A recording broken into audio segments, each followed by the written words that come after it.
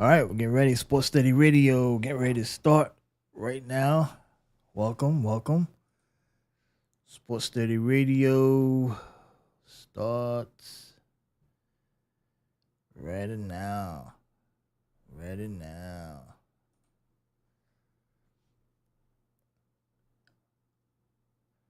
We got a bunch of stuff to talk about here for in the NBA. LeBron James 40K. We're gonna get into that. Sports Steady Radio starts right now.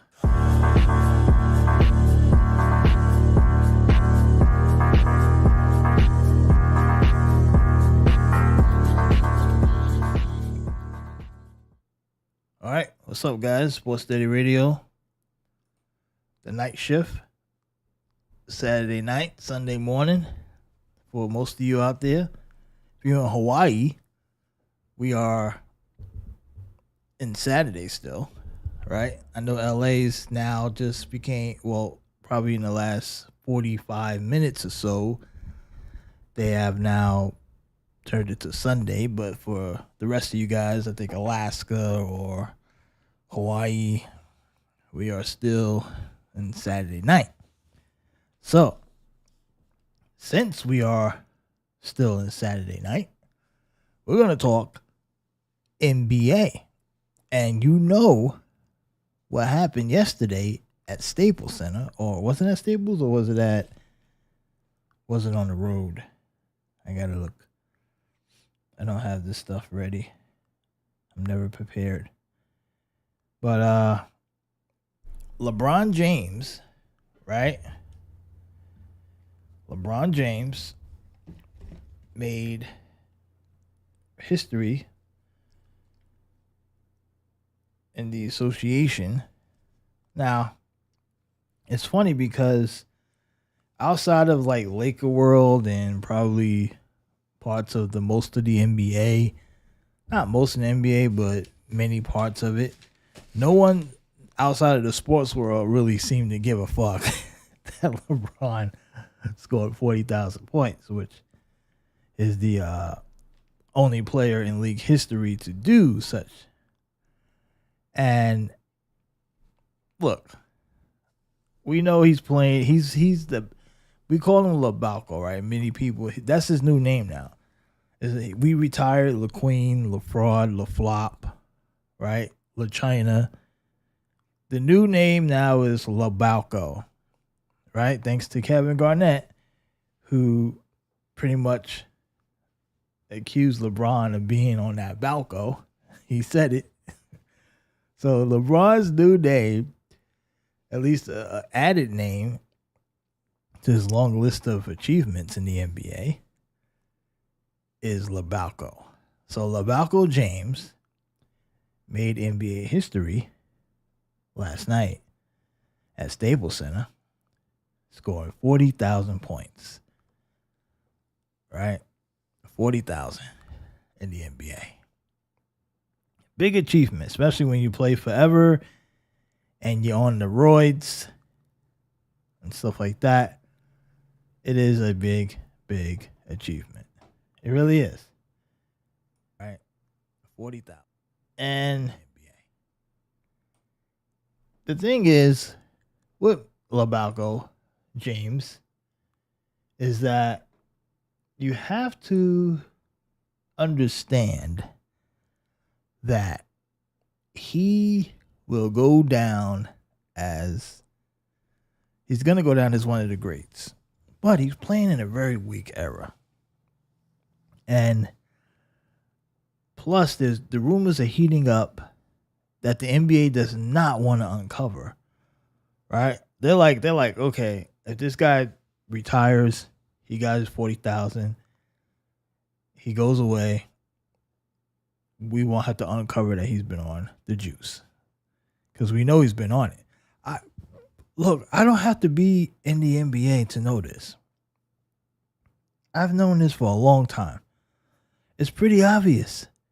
I mean, and the thing is, there's a lot of people out there that go, well, does it really matter that he's on the juice? Guys use it. Who cares? Like, there's people out there that are like, who cares if they use it? Well, it does matter because when you talk about the history of the game, it matters, right? Because while the juice, the steroids don't help guys become better basketball players, but it's not about skill set, right? Because I think a lot of people, when they look at steroids, excuse me, when they look at like all these enhancements, they're thinking skills. So that's why there's a lot of defenders out there that say, "Oh, he's not. It wouldn't matter if he used it. He's still great." Like Barry Bonds, same thing. Barry Bonds was already a great baseball player, right? But when he took the juice, like everyone else, he became like a complete a monster. But Barry already had skills. Barry was a 5-tool player, right? He was great all around. He would have made the Hall regardless. But this stuff doesn't help you skill wise. So when you're on this stuff, the main thing that it does, especially with an 82 game schedule like the NBA, it helps you recover faster.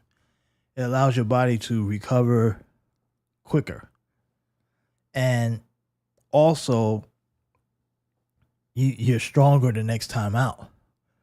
Like, think of it like this. If you, as a regular person, right, if you worked out every day or 3-4 times a week, your body has to recover for it to, and when you take, see, the key to getting the full benefits of this type of stuff is you need a rest day.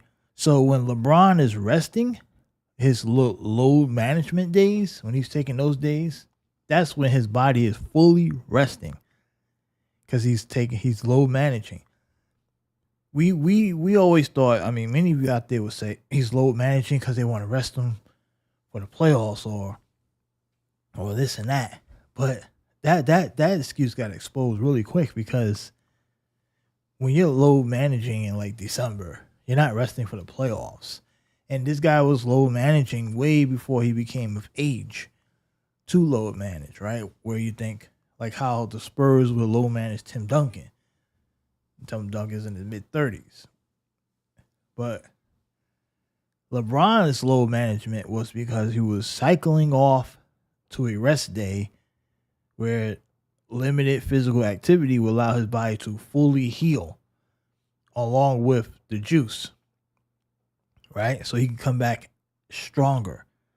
Like, I would love to see LeBron splits from when he comes back from a day off or a non-physical day off where he's not playing any type of basketball compared to when he's playing basketball and then the team has a day off. And then, like, because usually on a day off, guys are working out. Some guys are working in the gym or practicing. Because if he's labeled low managing as injured or banged up, he doesn't even practice, meaning he's not in the full court in the gym. So he gets the full rest day and leading up to the next game. But if you're not banged up, the team will, depending on where you're at, the team will come in. They'll have things going on for us like a workout or whatever. But LeBron, he's recovering and he's able to come back even stronger. That's why he's still stronger and fast. When people say, "Oh, look how amazing he looks at 39." No, that is really not that big of a deal. And like that's a big deal probably 20 years ago. But you gotta remember today, guys have more access. This guy's a billionaire. He has access. It's not that big of a deal that he's able to play in the NBA at 39 and be effective on top of his recovery and the fact that it's a different type of game today. 1, 2, he's a billionaire. People forget this. This guy is a current player, a current NBA player a billionaire. He has access to all of the top nutrition, all the top juices, drugs, anything he wants. Of course, he's still playing in the NBA and can still be effective. It's really not that. It's really not that out of the ordinary, right? To see this happen. I mean, even late to Karl Malone, for the most part, in his late 30s, was very effective. His last go around with the Lakers is when he got hurt, but his last years in Utah, this guy was still playing at an MVP level, and he was still playing at that level into his late 30s during an era where the rules started to change. I think the rules changed probably the year after the year that he went to the Lakers. That's when the rules really got soft. Probably that 04 season, right around that time, where the rules, but he got hurt. If Karl Malone was healthy, the Lakers would have won that title. He was he would. I don't want to say the Lakers would have won the title, but I think the Lakers that series would have at least went further. And who knows what would have happened after that? The NBA would have helped the Lakers, of course, because I believe Detroit won that series in 5. But if that series goes 6 or 7, you know the NBA would have tipped the scale. And I don't think they expected the Detroit Pistons to win that series. I think the Pistons came in and said, yeah, we're going to beat them. We got it.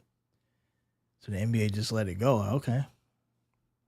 But yes, if that series would have went to 6 or 7 game, Detroit would have lost. For sure. Detroit would have lost. But it's hard to rig a series in 4 or 5. Right? Think about it. Same thing with Sacramento. Like if Sacramento would have went up 3-1 and held their composure, they win that series. I don't think they would have allowed the Lakers, because the Kings would have. I mean, Mike Bibby was a problem for the Lakers, and Kings were better. But the longer the series goes on, then it became we can steal this. So the point is that LeBron's on the juice. We know that. Him playing at 39 is not really that impressive to me. Not how the guys make it out to be. Like they act like 39 is 59. Like a regular guy who's not an athlete, right? Or just a semi-athlete who take care of his body, a good weight size, he would be in very good shape at. I mean, we're talking about male peak performances. You're strongest. Men, typically, if you do well, you eat right, you're in shape. Just out of the bare minimum, 35, 40, 45, that's your best. Those are your peak years. Those are your great years. So just imagine a pro athlete. If you're an athlete, yeah, of course. And the NBA is not really that much. It doesn't have much resistance. So of course, I mean, LeBron's still bigger than most guys at his size, at his position. So no, I'm not shocked. Nobody's playing defense. Plus, he's on enhancements.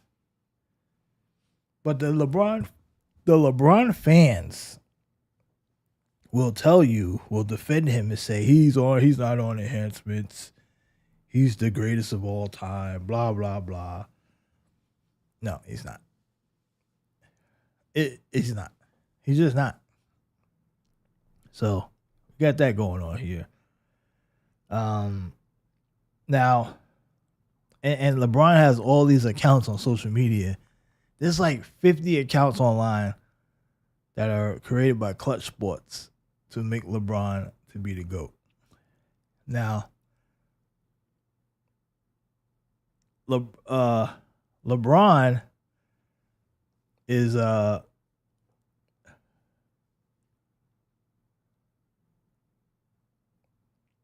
LeBron, and by the way, the Lakers lost last night. So how fitting. LeBron gets his record, but the Lakers lose.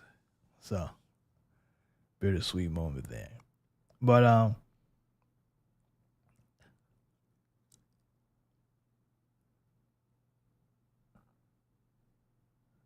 and now people are trying to say that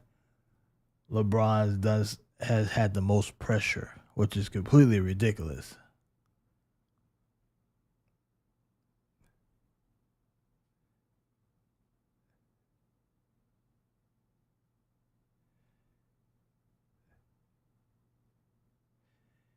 It was completely ridiculous to compare.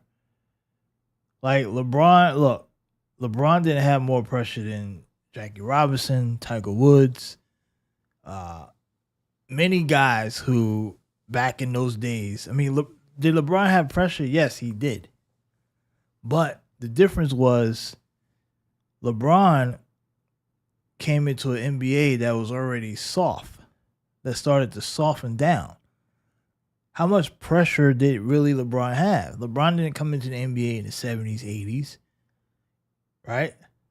You talking about pressure. What about pressure for a guy like Magic Johnson and Larry Bird to save the league?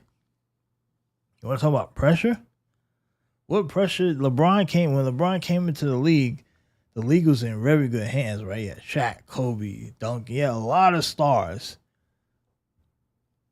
So you want to talk about a pressure? I think Tiger Woods, to a degree, had more pressure.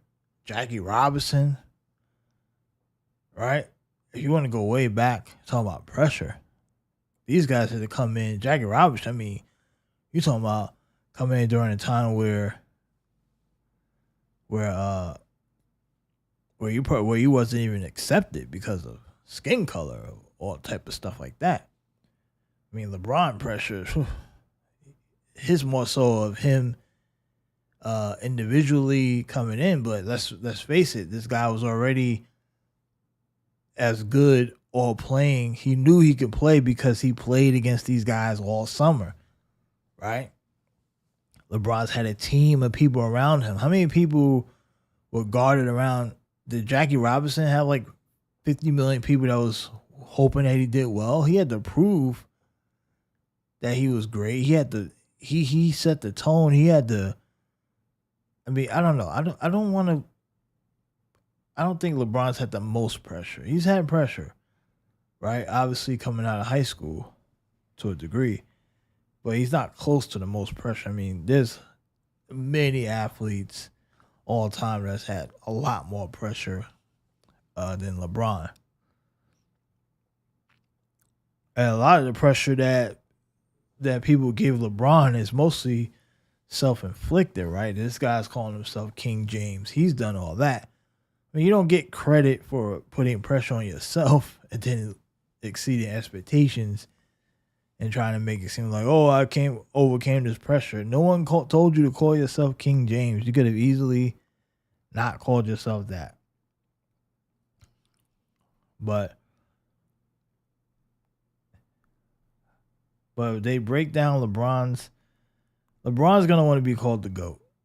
And he's gonna think that this is gonna help him out. But it's gonna be real interesting to see on Monday on these sports talk shows how LeBron is viewed now that he scored 40,000 points. Now we know the machine like the Shannon Sharps of the world, they're going to be running double time, triple time, and all time to they're going to be running double time, triple time, quadruple time to make LeBron the GOAT. Right? That's exactly what they're going to be doing. They're going to be running double time and triple time to make LeBron the GOAT. All right. So for everyone that's just joined us here on Sports Steady Radio, we just got two new stations just joined that clicked on Rumble and Media Steady channel. We're simulcasting on Media Steady on D Live. So they just now joined us. Welcome to Sports Steady Radio. We're talking LeBron James hit the 40K mark in the NBA and was talking about how we don't believe or how impressive is this. Did LeBron have the most pressure out of any athlete ever? There are people out there that are making that claim. We don't agree. We believe that while LeBron may have had some pressure, he hasn't had as much pressure as the likes of guys like Tiger or Jackie Robinson or such like that. But let's hear from LeBron James if we can. We're gonna find LeBron. Let's see if we can hear from LeBron after he scored 40,000 points. Do we have LeBron James? Let's see. We're gonna see if we can find LeBron James. AK baby was LeBron James after scoring 40,000 points. Let's see.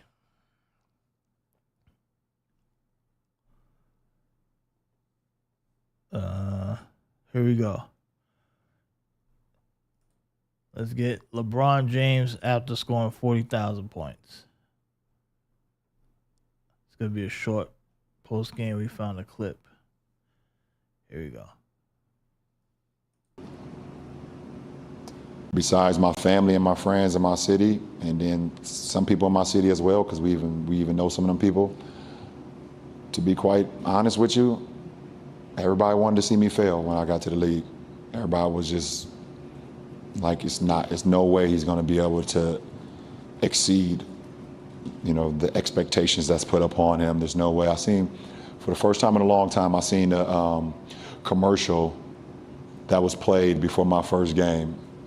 And when I rewatched it today for the first time, I was like, I think they was mentioning like all the greats that ever played the game of basketball. I think it was like Big O and Michael and Kareem and Kobe and I forgot who all else was in that commercial, whatever the case may be. Could be wrong about some of the names that I mentioned, but it was, and then it was like, and the next one, LeBron James. And I didn't even see that commercial when it happened, but I was like, watching it today, I was like, what the hell? Basketball is rich with legendary performers. Those who have dominated the paint, dazzled us with their passing, displayed uncanny marksmanship, and risen above the crowd. Other than talent, the common thread among all these legends is simple. They're known by a single name. And now, as we look to the future, a young man called LeBron attempts to earn that same distinction. Can LeBron James take his first step toward legendary status? Find out next. Like that expectation on an 18-year-old kid, like that was insane to just think about it. And I was watching it today. I was like, I wish that on no kid in no sport to have this type of pressure put on them and everybody wanting to see you fail. So I wouldn't tell that 18-year-old kid nothing. I would tell him just to do exactly what you're thinking, no matter what. Just stay true to yourself, believe in yourself, and don't ever get too high. You get too high, they're gonna try to knock you off. But at the same time, if you fall, just like the great later Leah said, just pick yourself up and try again. All right, so here's LeBron trying to rewrite history once again. He's done this a bunch of times. He said that everyone wanted him to fail. Now, when LeBron was playing at St. Vincent St. Mary's, right, and his games were being televised on ESPN, and this guy was playing basketball games in the offseason against the current NBA players, And according to some of the stories and a few of the coaches and people who were at these games and inside these gyms, he was giving these guys the business. Some current guys that were playing the offseason in these open courts. And so the fact that people said or thought that he would fail. Now, were people thinking that he would probably be a top 3 all time? Or in the conversation for the greatest of all time? Maybe not, because it's very hard to project that on an 18-year-old. But for him to try to say that people thought he would fail or wanted him to fail, come on, man. They was calling him King James. The guy was already being anointed the next one up. Now, were there some people out there that probably thought he would, or I think it was a very small percentage of people. Not enough to the point where he can make that claim at this press conference. The night that he scores 40,000 points, he still finds a way to want to be a victim. This is the type of guy that is a scumbag. Like, seriously.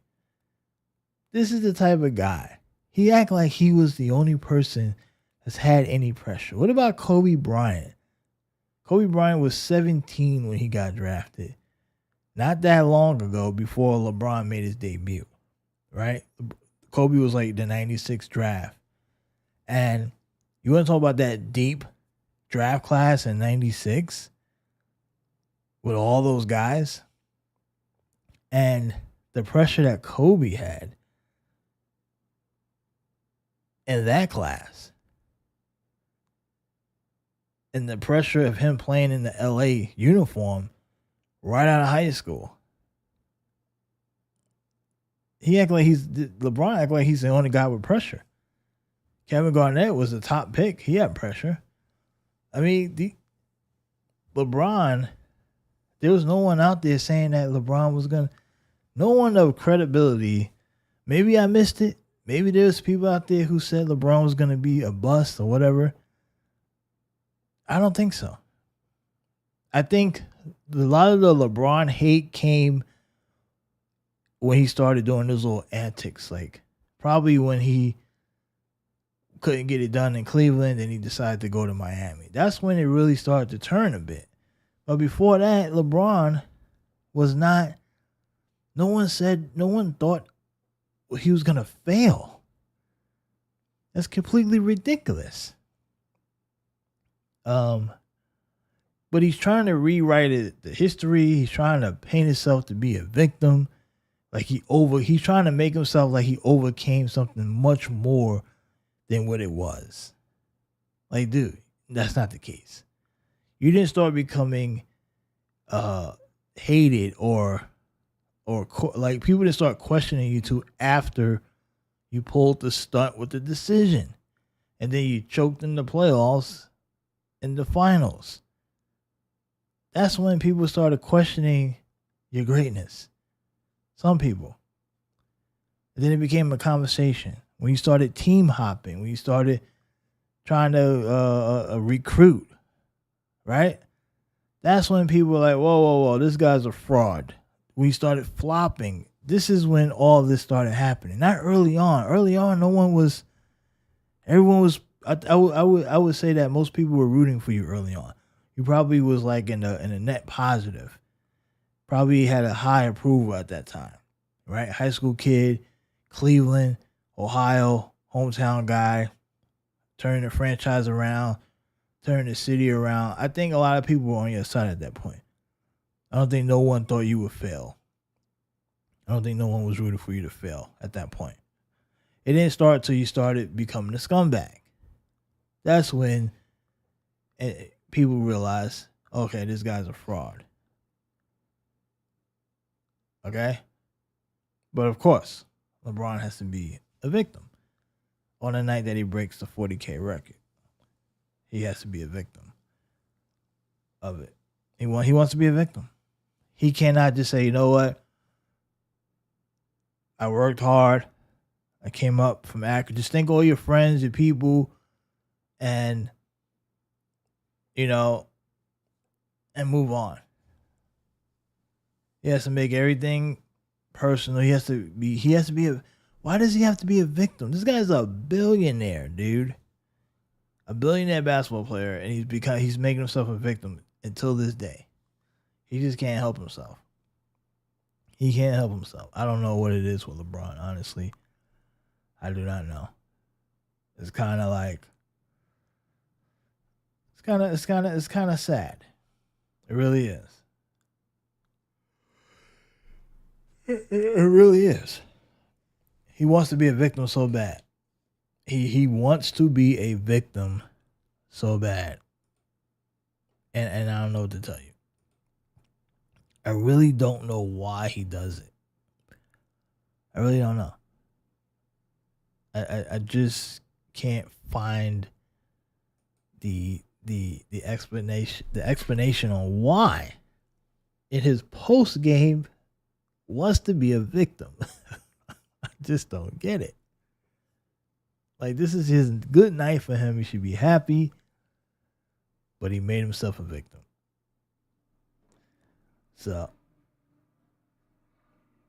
now, we know why he's doing it, though, right? Because he's trying to make himself, he's trying to add more obstacles to his journey to where he is today, so he can try to make a case to be the greatest of all time. That's exactly what he's doing. But the problem is, I might be the only person. Maybe there's a handful of other people out there that may have already agreed with this. But I'm in the camp of LeBron lost his chance to be the GOAT back in the 2011 NBA Finals. That was his moment. When he blew that moment, that took him out of any chance to be the GOAT. Now, people will say, well, he made it back up when he beat Golden State. I disagree with that, because at that point, the league was already weak. It was trash. And that 73 win Warriors team, in my opinion, is overrated. Way overrated. And I've explained this many times. I'm not going to get into the whole breakdown on why I believe that. I did a video about it on either on Sports Steady TV or maybe Hoop Steady. I don't remember what channel it was. But I did a breakdown on that 73 win Warrior team, why I believe that team is overrated. It's not even, when people talk about, is that team better than the Bulls, 72 win Bulls? No, it's not. It's an overrated team. So, but that's an accomplishment that LeBron gets under his belt. That is the reason why people would put him back in the GOAT discussion. And I say no. That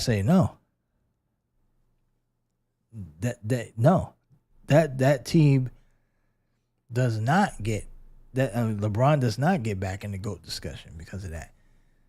That's a half-ass argument to even make. LeBron blew it. 2011, he blew his chance to be in the conversation.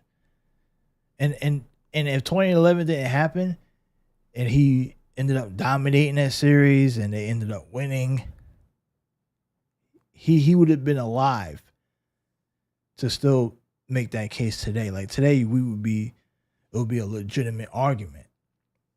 But he has never Michael Jordan dominated both sides of the floor during his peak. This is the thing that separates him from all the all-time greats during a very difficult era. Even in the weakest era in league history, LeBron has never dominated for a full seasons, both sides of the ball. For seasons, not 1 year, not one play, like some of these LeBron fans will post clips of LeBron with a block shot or him playing defense for a half a quarter, and they'll say, oh, look, I thought they said LeBron couldn't play D. Look what he's doing at age 39. He's blocking a shot. No, that doesn't count. Michael Jordan has had seasons of dominating both sides of the floor. LeBron has not had one season in his whole career where he's been dominant on both sides of the floor. Even in the weakest era in league history, he's never had 1 year. Michael Jordan's had multiple years where he's been the best player or dominant on both sides of the floor, the offensive side and the defensive side of the floor. He's had multiple years. And that separates him immediately from a LeBron James. LeBron is not even in the same area code. And the same goes for Kobe, who people love to use. You want to have a discussion about who's the greatest? LeBron, you can have a discussion about LeBron and Kobe together, arguing who's better, who had the better career. But Michael Jordan, these guys are not close, not even Kobe. And I know a lot of the people who are bagging on LeBron, these guys are more Kobe fans, and they're trying to argue for Kobe, so they're bagging on LeBron. See, that's why they don't like me, because I told you Kobe's also overrated. So you can't call me a Kobe guy because I've already put Kobe out there as overrated. To me, you could talk about LeBron and Kobe, let that argument happen, but Michael is he's on another, like, Michael's on the top. He's in a penthouse. Kobe and LeBron are like, they're not in nowhere near the penthouse. Okay? They're not nowhere near the penthouse. But we keep trying to creep it up there. Right? So when people try to argue against LeBron, they'll throw Kobe in there saying that Kobe's close to Michael. He's really the GOAT. No, he's not. Kobe's not close either. But people say Kobe because they hate LeBron, or they don't like LeBron and they're Kobe fans. No, Kobe's not there either. I broke down the last episode about Kobe's not being up there either. He's just not. Kobe might be one of the toughest, mentally toughest players to play in league. Like, he's in the top 5. And he was definitely the most toughest in his era, like during his time.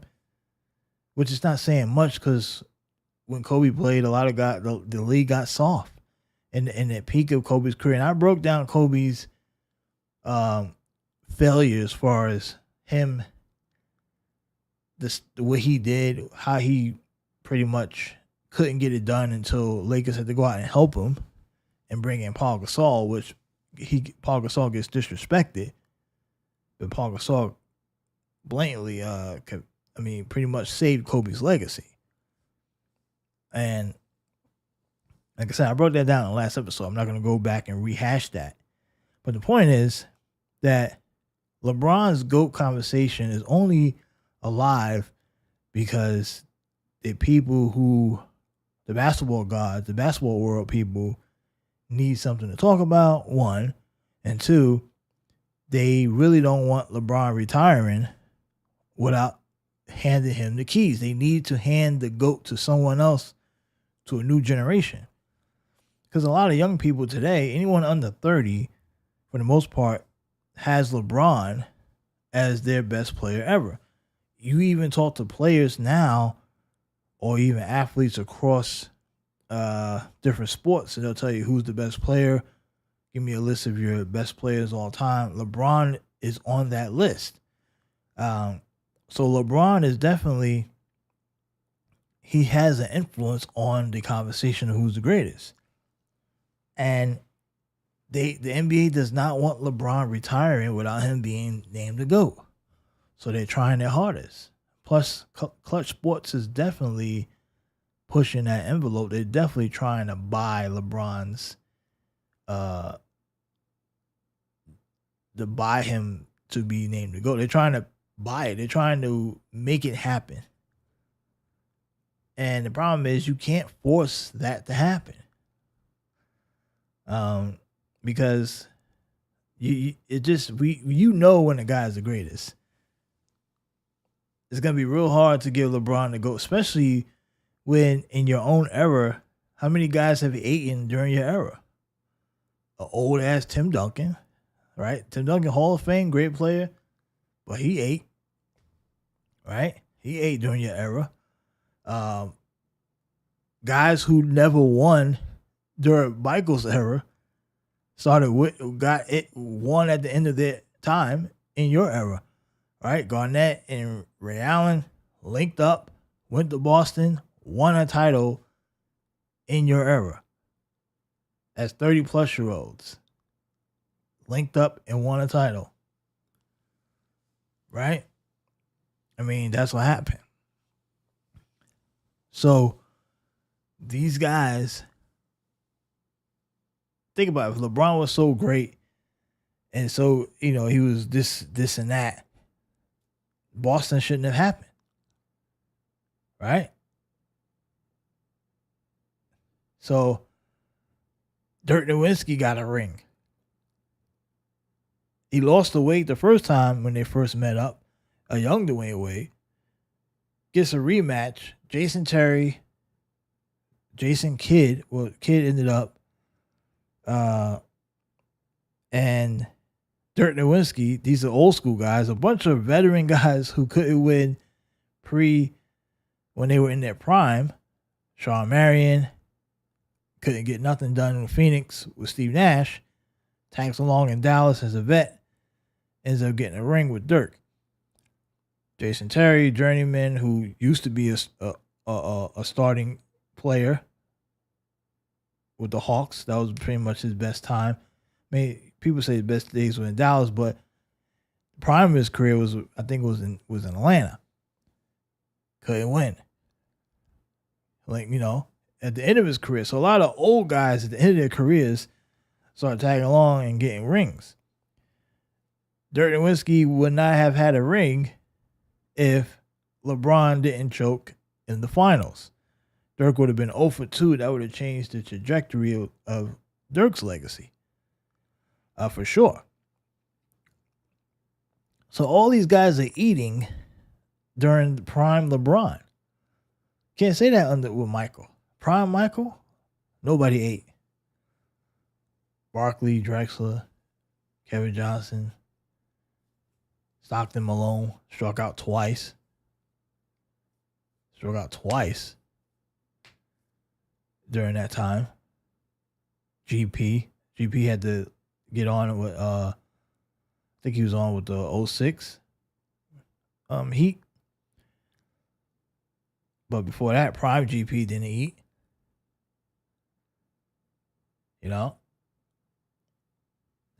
The Laker run ended, right? So you talk about, too many guys ate under LeBron. Too many guys.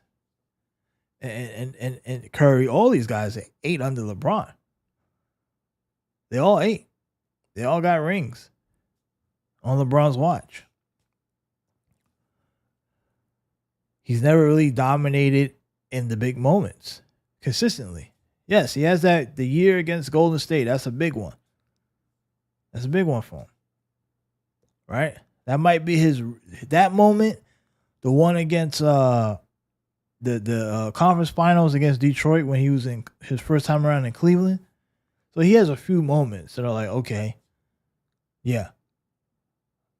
But he only has a few moments in 20 years. Like a 20-year career. Where you say, okay, this guy really, it was all him. He put the team on his back. He has like a handful of moments. The rest of the other moments, he has a bunch of failures, choke jobs, and him teaming up with other top guys. Right? That's what he has. He's not the GOAT. He's not even the I still think Larry Bird is above LeBron. But they'll tell you, no, you're crazy. Uh, they'll laugh at that. There's no accounts out there for Larry Bird. You know, there's no accounts out there for Bird. LeBron has all these. See, social media is skewed because there's like 50 million accounts for LeBron. Even there's not even that many Michael accounts out there pumping up Michael because they don't have to. Everyone knows Michael's the GOAT. But we need more Larry Bird accounts because I don't think people realize how great Larry Bird was. Larry Bird was a fucking GOAT. Was great. He was no joke. He was no joke. Larry freaking Bird. I'm taking Larry Bird. You got a draft right now. You want a small forward or forward to build your team around for the next 10 years. Not now, I'm just saying for 10 years. You want LeBron James or you want Larry Bird? Give me Larry Bird every single time. Larry Bird was tougher. Larry Bird was a better overall player than LeBron James. And Bird was very underrated defensively as well. Was he an elite defender? No, he was a really good help defender, and he played on the other end of the floor. LeBron doesn't. LeBron has no desire to play defense. And I know Larry's going to be there for as many games as possible. He can play 40 minutes if I need him to. He's going to dive on the ground. He's going to do all the hard work, things that LeBron will not do. Because LeBron doesn't care to do. The only thing that LeBron has over Larry, in my opinion, is that LeBron has a better physique. And he's more athletic. Oh, big deal. He can jump out the gym. How's that working out when the best player in the league today, the best big man in the NBA right now, can't jump? And the best guard also can't jump. Arguably, Luka Doncic might be arguably the best guard in the NBA, or at least one of the best point guards in the league. He can't jump. Right? And Nikola Jokic, arguably the best big in the NBA right now. He can't jump. So you take Larry Bird and you dump him into 2024. You take 1984 Larry Bird and you plop him in 2024. Larry Bird is smoking the whole league. Smoking them. And he ain't got to play that much defense. He's smoking them. He's smoking everybody. Every fucking body. Who's finished? What he's going to say? Who's finishing second? He's telling you where he's going to shoot. He's going to tell you tonight, I'm going for 45. You're not going to be able to stop me. Next night, he's going to say, I'm going to score 30 with my left hand. You're not going to stop him. Then he's going to tell you, I'm about to hit that jump shot in that corner right there. You're not going to stop him. That was Larry Bird. And that's what Larry Bird would do today on these soft guys. That's why, to me, Larry Bird is the greatest small forward in league history. He's the top dog. I don't care what LeBron's done. He lost. Look, of course, when we break it down, LeBron's obviously going to be put in front of Larry because that's what's going to happen. But on my list, he's not above Larry. He's just not. He's not above Larry. I just won't do it. And you guys can have LeBron. Some people think LeBron's number one. He ain't above Larry. You can't convince me. And a lot of and I'm not just sitting here hating on LeBron. It's easy to hate on LeBron. I don't have to hate.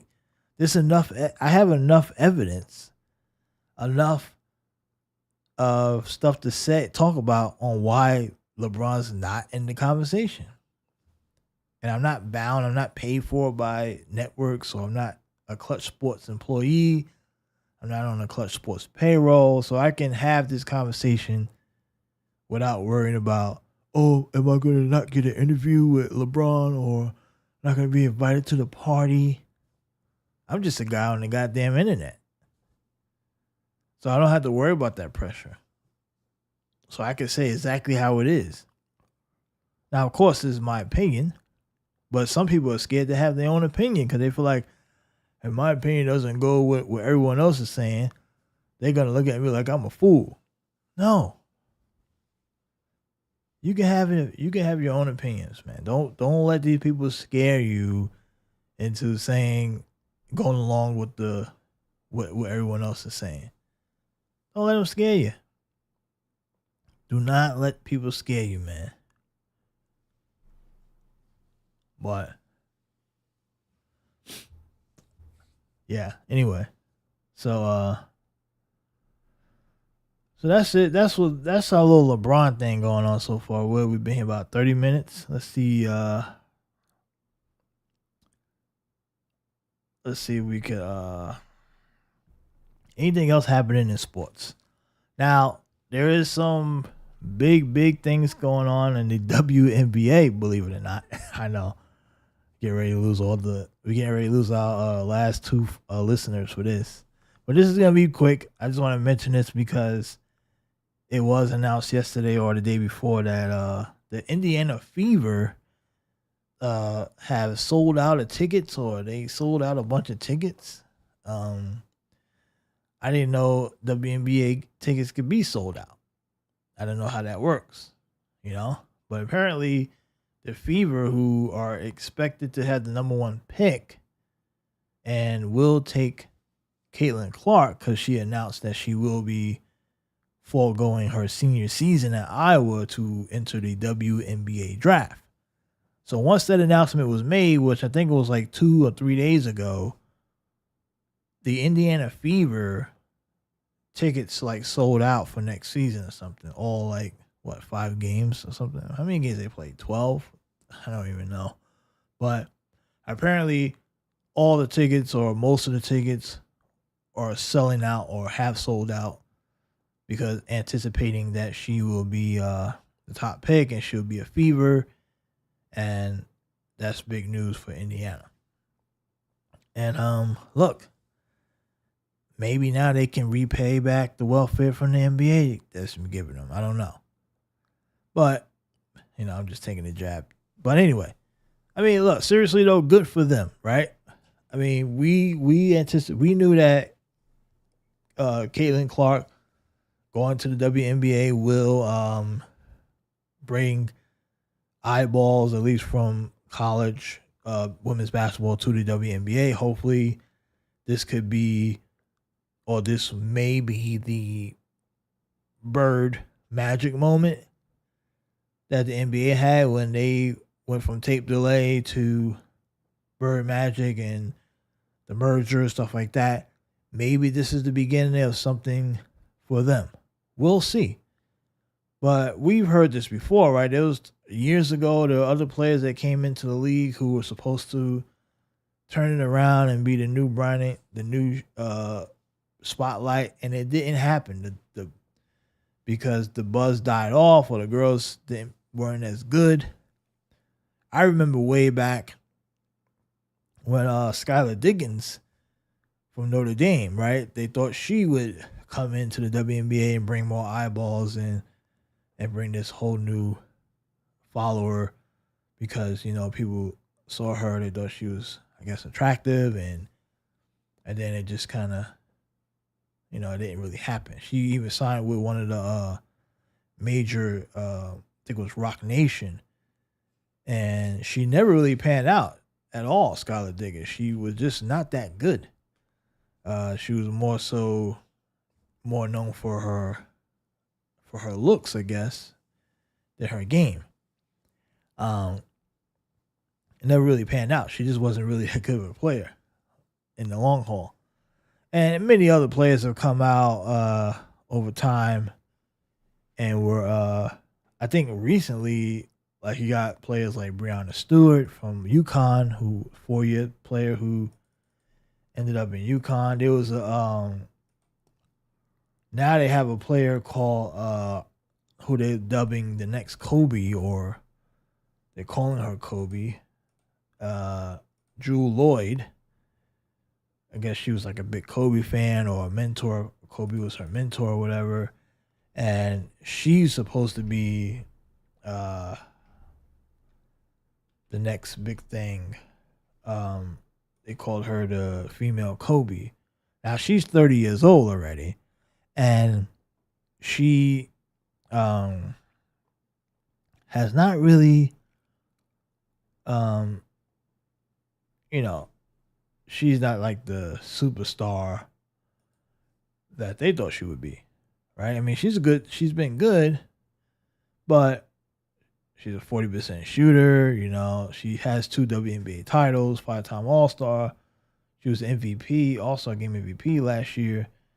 But she's been a really good player, but I think this season was her best year at 29 years old for Seattle. But she plays in Seattle, so no one really is paying attention. So the thing is that no one's really been able to bridge that gap to get fans to watch the games. I don't know.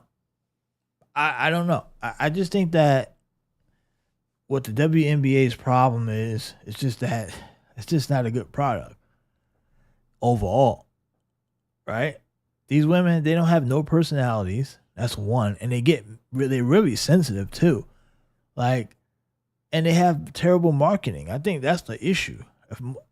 It's more so the marketing, and the females don't have no personalities. That's probably their main 2 problems. I hear a lot of people say, "Oh, lower the rims." That won't work. It's just not their game. Lowering the rims won't do anything because, one, it will almost turn the league into a joke, which is already a joke, but it'll make it even more of a joke because now it's like, if you lower the rims, that's kind of gonna take away from, because you gotta remember, these women that play basketball, they play all over the world. They play everywhere. So the WNBA is supposed to be seen as the best league of all the leagues. Kind of like how the NBA is looked at as the best league. So could you imagine if you're playing in like Russia or one of those international leagues and you end up getting drafted by the WNBA, then you come to the league and now you're playing on fucking 7-8 foot rims after playing your whole career in another country on legit size rims? That would be kind of like, what's going on here? This is a joke. This is like, no one would want to come play after that. It would be like, and you can't sell yourself as, on one end, you can't say that your league should be, you're just as good as the men, or you should be paid like men, or revenue share like men, but then you want your rims to be lowered. It wouldn't work. And all you'll see is more missed dunks because these women don't have high verticals as it is. So instead of missed layups, you'll see missed dunks. That's even worse, right? Like, I just don't see. I mean, Brittany Griner is 6'9", I believe, or 6'8", and she can barely dunk. Like, she could dunk, but it's not like she needs like a running head start with nobody in her way. That's the only way most of these girls can even that could dunk get close to dunking. So how often do you get a runaway open lane to dunk a basketball, even if the rims were lower to 8 feet? It'd be very rare. So it'll make no sense. It'll almost be a joke. So no, lowering the rims would be a disaster. That won't work.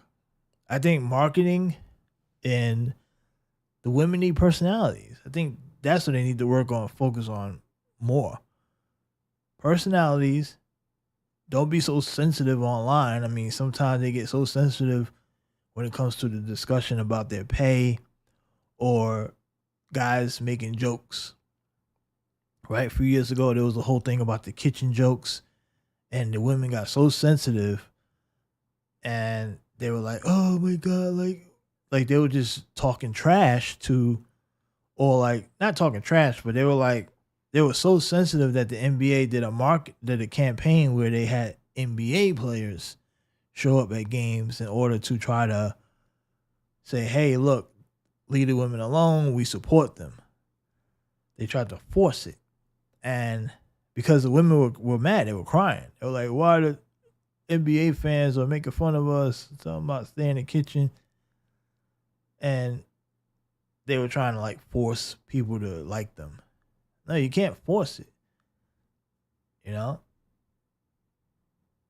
And plus, like 80% of the league is like lesbian, which is another bad thing. You have no relationships. You know, you have nothing to offer the average fan. So that's the big problem right there. No personalities at all, and they don't promote their own sport, but they want the NBA to do it. These women don't even talk about the WNBA in the off season. They don't promote it. They don't tweet about it. Nothing. But they want the NBA to do all their work. They want NBA players to show up and do all their work. Like the women are lazy when it comes to marketing their own sport. Think about it.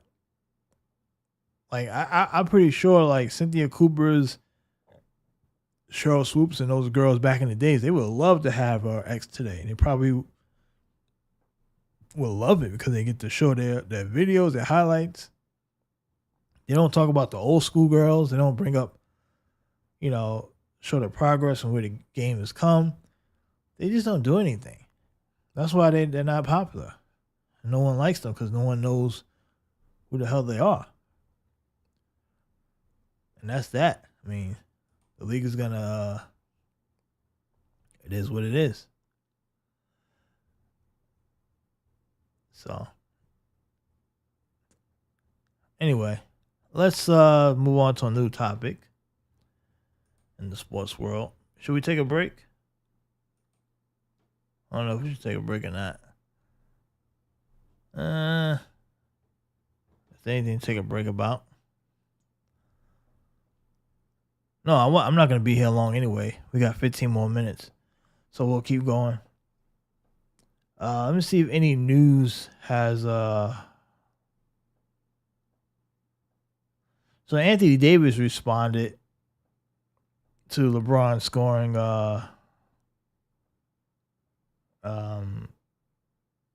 40K. So Anthony Davis said he might have to stop breaking records because we lose every time he breaks a record. I guess this one was more of a milestone than the record. So that was Anthony Davis responding to LeBron's record night.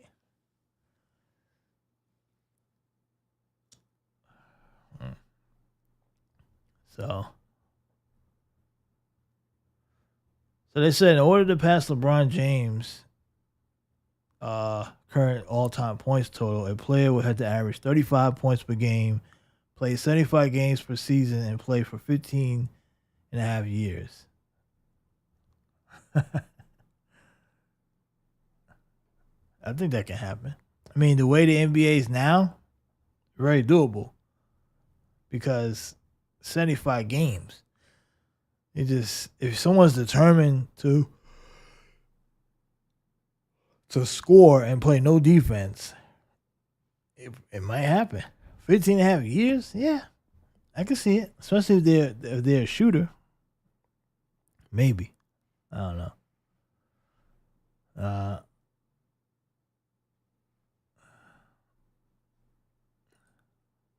So that's that. Okay.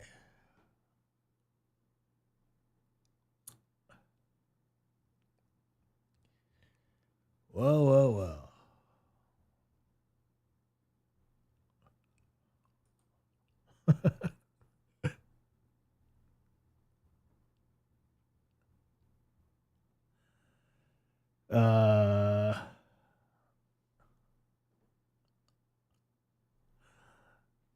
I like how so one of the news accounts that usually post like about politics on X, they posted when LeBron scored his 40,000 points. I guess it's a news account, so obviously like it was news. But this account mostly posts politics stuff, a lot of like right wing news stuff. So the account posted LeBron becomes first player in NBA history to score 40,000 points, and the replies, like, what did they think was gonna happen in the replies? When your followers are mostly right wingers, right? Because that's what you cover, right wing stuff. The followers fucking roasted. One guy says "fucks given" with the zero. Another guy said stopped watching years ago because he made the league soft and political. Another guy had his emoji with LeBron, not emoji, LeBron with a clown emoji on his face.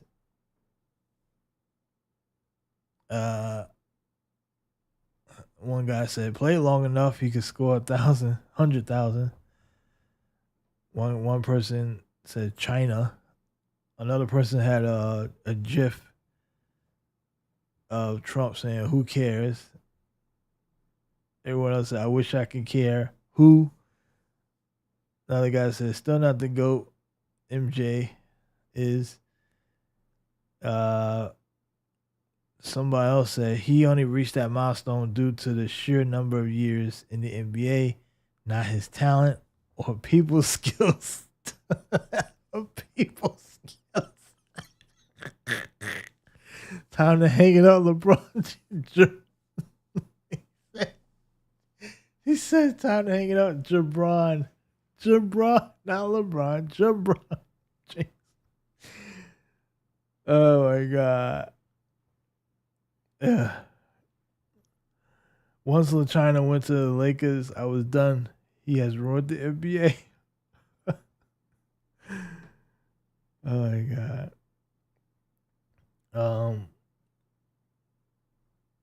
What else?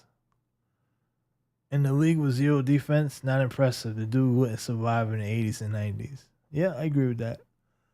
His Chinese masters must be proud. Someone else said, don't care. Someone else said, and nobody cared. Someone else wrote, who's LeBron? Another person wrote, who cares? LaChina, who cares? So that's mostly the comments. One comment said, LeBron James, who calls himself king because he has so much humility, is a BLM activist and loves to curry flavor with our major enemy, the CCP. He hates the USA and does whatever he can to bring our nation to its knees. He should be shunned. This is all in everybody's comments is roasting LeBron.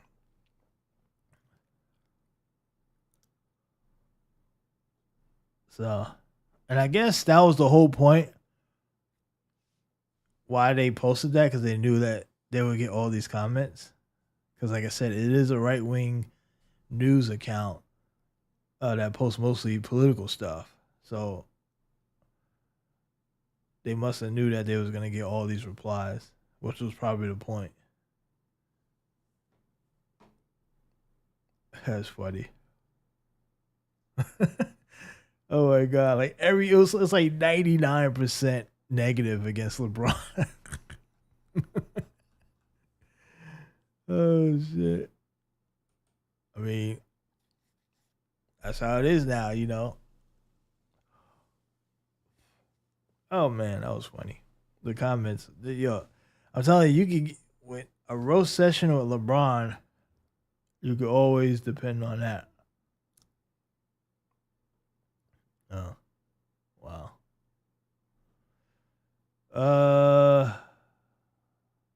What the hell? Yeah, this is weird.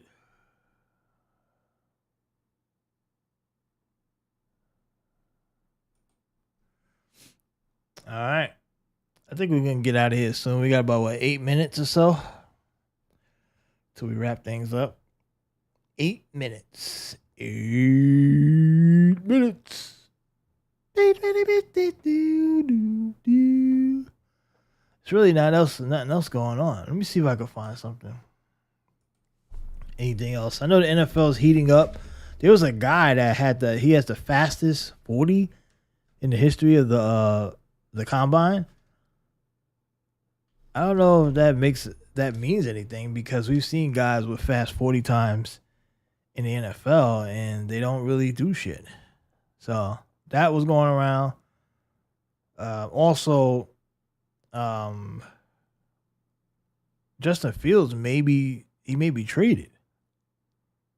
He may get traded to the Atlanta Falcons. That's the rumor right now. The big rumor is that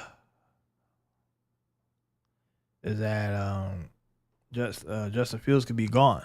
So the Bears are going to take a quarterback, and Fields could be headed to Atlanta. That's a rumor right now. Let me see if I can find any late news on that before we get out of here. Of the Atlanta Falcons and Justin Fields, quarterback Justin Fields.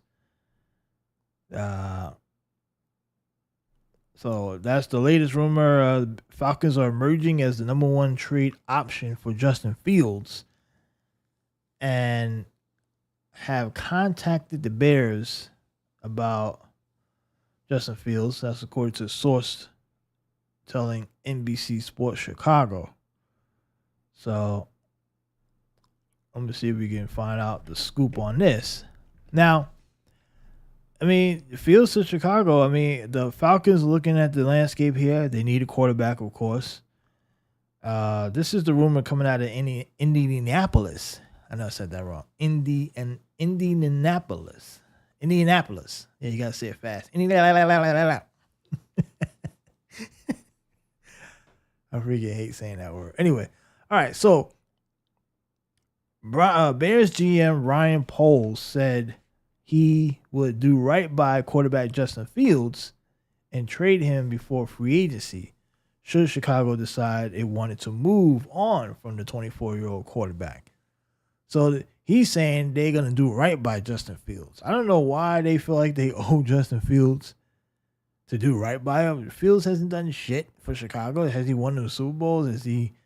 What has he done? Like, I don't understand this new era of like sports franchises now have to be very careful and very delicate when they treat these guys with kid gloves, because they know that these players now have more power than ever. They're connected to agencies. They all got the same agents. They all friends. So if they treated Fields badly or sent him somewhere he didn't want to go, he would just tell his buddies and their friends. And then when it comes to free agency or doing deals, people will be like, I don't know. So it's a whole big thing now where guys are like having to be real careful on what to do. Like, dude, Fields is 24 years old. He hasn't done shit in the NFL. Why the hell you think you need to do right by him? He hasn't produced for your franchise. You move him out. You know, you don't have to make sure he goes to the right spot. You ship him out. You do what's best for the franchise. But they're more worried about feelings than wins or doing what's best for the franchise. So, so that apparently when Poles said that was the closest that he has come to admitting what most believe as admitting that they're going to trade him. The Bears will draft a quarterback with the number one pick, while Fields will continue his NFL career elsewhere next year. Should the Bears eventually land on that likely outcome, Poles' next task will be finding a suitor for Justin Fields. Now, mind you, Justin Fields was drafted in 2021. So he's still young, and clearly the Bears do not want to pay Justin Fields. That's why they're gonna move him. Because does it really make much sense to trade the guy for another quarterback who hasn't played a snap in the NFL? Where you have a guy who's been at your team for a couple of years. They don't want to pay Fields. They know they would have to pay him because they saw what happened with Daniel Jones with the New York Giants, the type of money he got, the type of money Geno Smith got briefly, and they know that these quarterback contracts are ridiculous. And if you're not winning and you got to pay a quarterback $30 million a year, $40 million, that's not going to be a good look. So the Falcons are the leaders right now. They have Bijan Robinson. They got something going there in Atlanta. If they can, get a couple. They got the Pitt kid. So if they could do a little something, maybe they can take advantage of that division that they're playing in right now, the NFC South, which looks like it's going to be pretty bad again next year. And maybe bringing in Justin Fields will help them more so than Chicago, because I don't know, Detroit, Green Bay is coming up. Chicago probably figure, let's get a quarterback now, rebuild, so we can keep up with the likes of Green Bay potentially and Detroit, and maybe even Minnesota. But so Morris said, Morris saying the best fit will probably be Atlanta, at least right now. So we'll see. Do you guys think Chicago is the best fit for Justin Fields? I mean, Atlanta is the best fit for Justin Fields? Is that a good spot for him? Possibly. I mean, may not be no other place to put him. That might be the spot. So we'll see. But what are the Bears doing here? Because they must really like either Caleb Williams or Drake May. The guy who's moving up fast on the boards is J.J. McCarthy, who now looks like he's going to be in the top 10 somehow. And which sucks because I wanted him to fall so the Patriots can grab him up. Maybe even sneak and grab him in another round. But this guy looks like he's going to be off the board quick. Probably in the top 10. At least so far. I mean, I don't know. I still believe McCarthy is going to be the best quarterback in the class. I know everyone's like Caleb and Drake and Daniels and Nix. I think McCarthy is the guy. He's going to be the top guy. He's going to be the top guy. When you look back at this draft class, all those quarterbacks, I think McCarthy, the Michigan quarterback, is going to be the best one of the class. That's what I believe. So that's why I want the Patriots to take him. But I don't think they're gonna grab him at 3. I mean, obviously at 3 you take Marvin Harrison Jr. if he's available, if he's still there. But I wish the Patriots can get McCarthy later on, but he won't be around. He's gone. He's gonna be gone. But yeah. So that's the NFL mostly. It's really not much going on right now. March Madness is getting ready to start. In the next couple weeks or so. And that's that. So guys, you know what? We're done here for Sports Steady Radio, the night shift. It's 5 a.m. on the West Coast. On the East Coast, Central Time.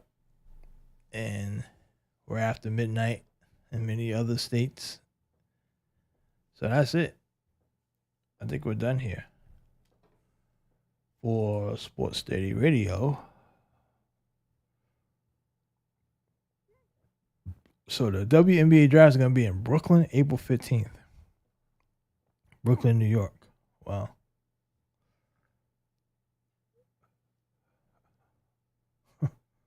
That's interesting. Brooklyn, New York. Let me see. Jerry Jones came out and said that he does not want to extend Dak Prescott.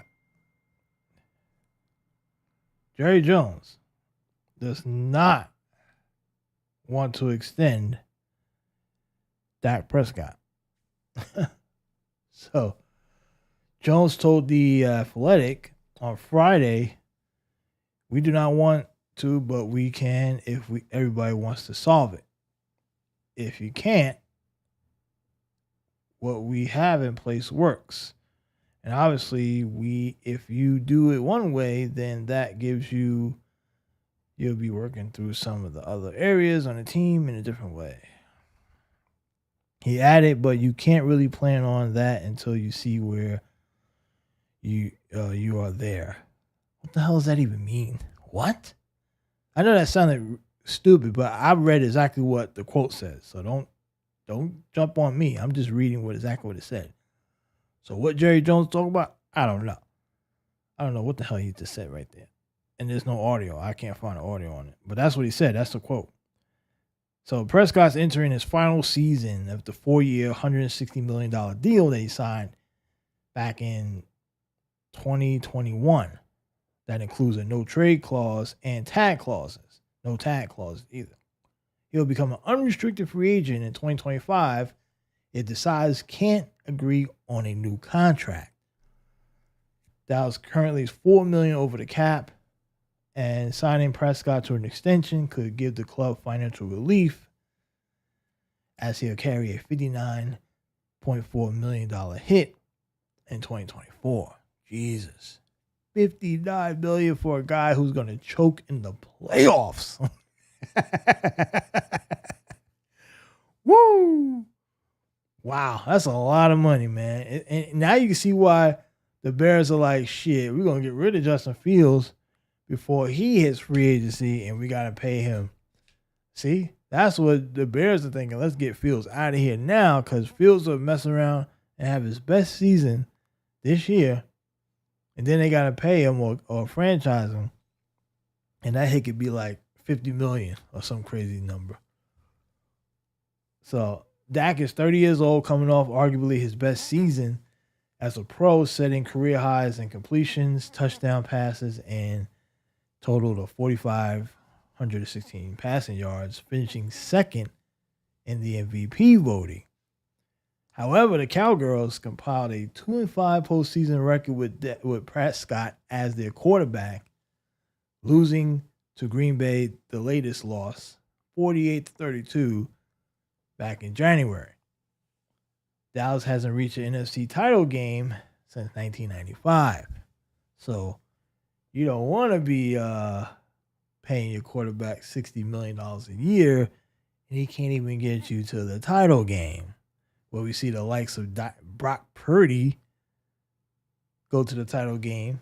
Brock Purdy, who just got to the league, somehow he's already has more NFC title games and playoff wins than Dak Prescott. Okay? Unbelievable. So Jerry Jones has said he's very pleased with how Dak has progressed. I don't know if I really buy that, but that's what he's saying. So he's not eager. He's not at the stage of saying, well, I've had it. I'm fed up in any way with Dak. So he's not at that stage yet. So how many more playoff games does he have to choke before you decide that you are at that stage, Jerry? You know, I don't know. Look, man, Dallas, you got a big decision to make. I think if I'm Dallas, I move on from Dak Prescott. I know he was second in MVP voting, but the year that teams need quarterbacks, I think this is the year that I would actively be shopping Dak Prescott. You could probably get a haul for him right now.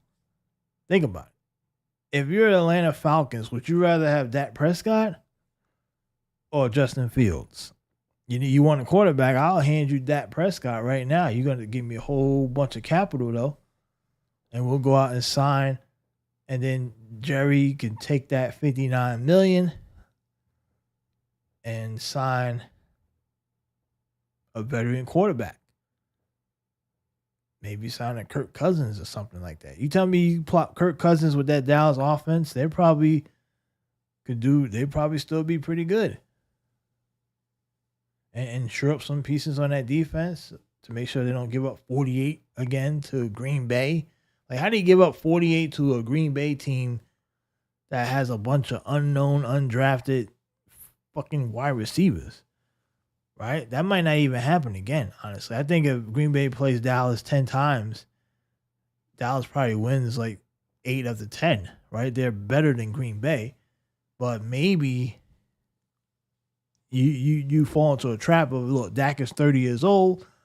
I would consider moving on if I'm Jerry. Maybe Jerry did try to sniff around quietly. That's why inside the media, he's probably saying all the right stuff. But behind closed doors, he probably really did try to see if he can get rid of him. But he realized we can't. So we're stuck with him. Right? That's probably what really happened. I don't know. Let me see what else. Toronto, but the Dallas will be losing a key member of that Cowboy team, though. Left tackle Teron Smith will hit the open market. So Dallas likely will not bring him back, as Teron Smith will be looking to get paid. Now, how much will he get paid? He is 33 years old, and he spent 13 years in Dallas. 8 Pro Bowls. I mean, this is a key guy that Dallas is losing. It may get worse for Dak next year. Okay? Now, he does have a long injury history. He's older, but he's going to be highly coveted, excuse me. Fucking can't even talk. According to Ian Rappaport. Smith hasn't played a full season since 2015.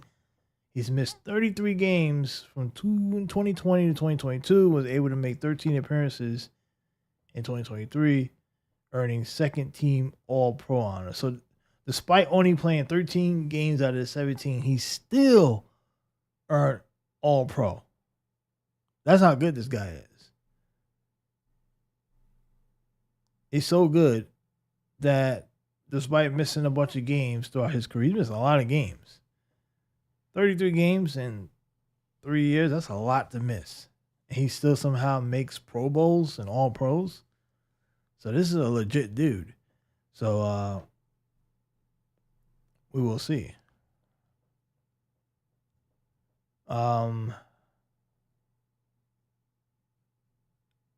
We know the Patriots released J.C. Jackson, cornerback. That happened a few days ago. And yeah. That'll free up $14 million in cap space. So Patriots now have a projected $101 million in cap. So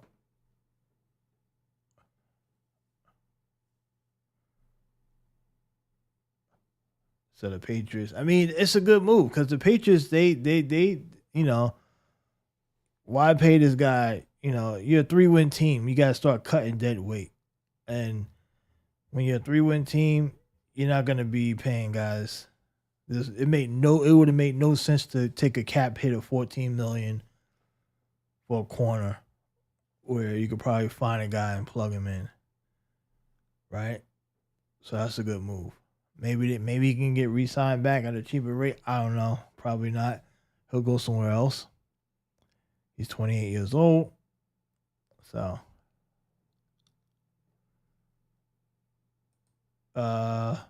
Mike Evans will hit the free agency market, right? Mike Evans, who I don't know. They said that the Evans and the Bucks engaged in contract talks, but Mike Evans wants to explore his options. So we'll see what happens with that. Now, a lot of that was depending on what was going to happen with Baker Mayfield, right? Mike Evans is 30 years old. He completed a 5-year extension at $82 million. So what kind of money he's looking at this year, who knows?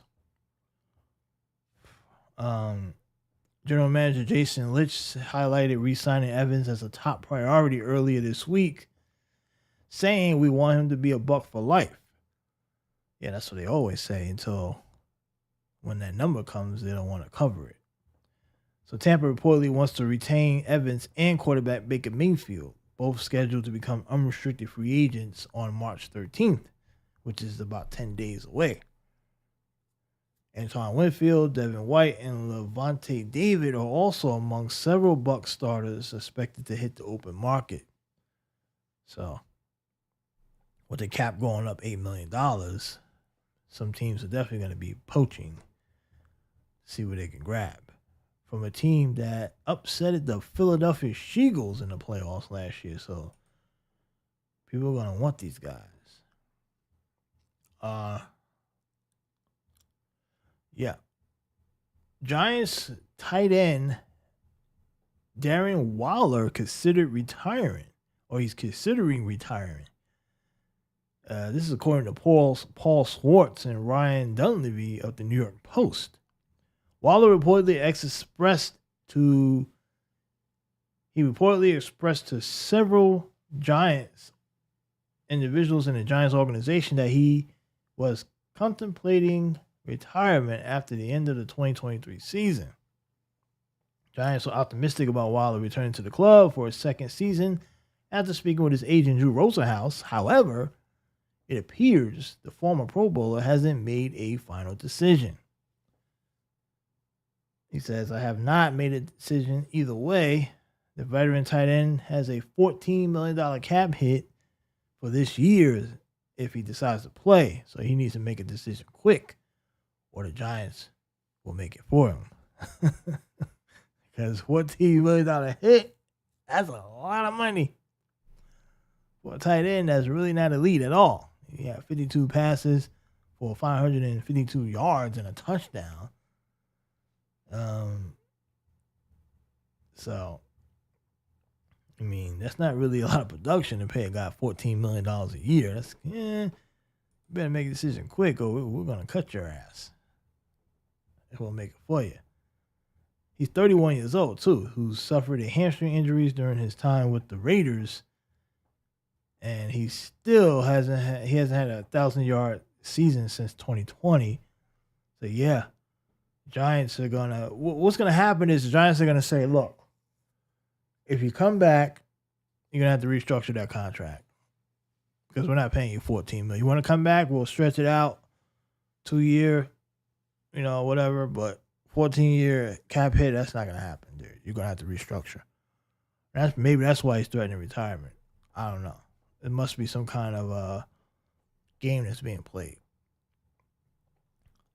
between the two. Who knows? So, that's about it. I think that's all we got for today. See anything else? Nothing else that I want to talk about. All right. So, that's all we got, folks. A beat. That's all, folks. Ding.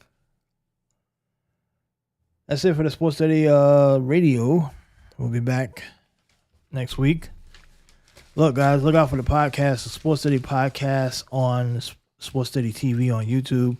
Also on Sports Study Radio, not Sports Study Radio, Sports Study Podcast on Spotify, TuneIn, as well as all the other platforms, Amazon, iHeart. Anywhere you can find a podcast, you will find a Sports Study Podcast. So I'll do those about 2-3 times a week. And Sports Study Radio will be back this week. And look out for more stuff on Sports Study Radio. Also, send us an email at sportsstudyradio@protonmail.com. We may be doing a live. We may go live. We may live stream open sports talk at some point this week on Sports Steady TV. So if you're on YouTube, you got a YouTube channel. We're going to have a live feed, open conversation where we'll be inviting people to come on. Anybody wants to come on.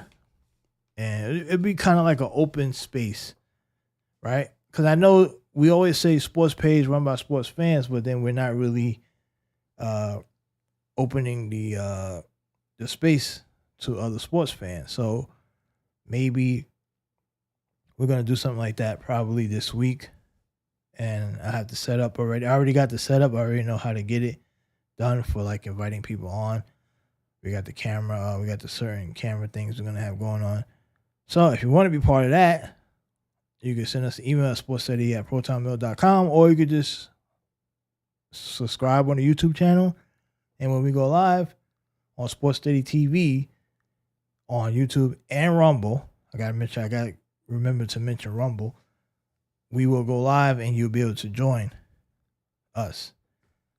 So if you want to be part of that, we'll be reacting to the sports of that day and maybe any other topics anyone else comes up with. It'll be kind of like a little nightly evening sports talk show for anybody to join. You don't even have to be on camera. You could just join and put something else up. You don't have to show your face if you don't want to. But just as long as you don't do any crazy stuff, all right? Anyway. All right. So that's it, guys. We're out of here. We will see you guys next week. And this week, don't forget, sportssteady@protonmail.com, sportssteady@protonmail.com. All right.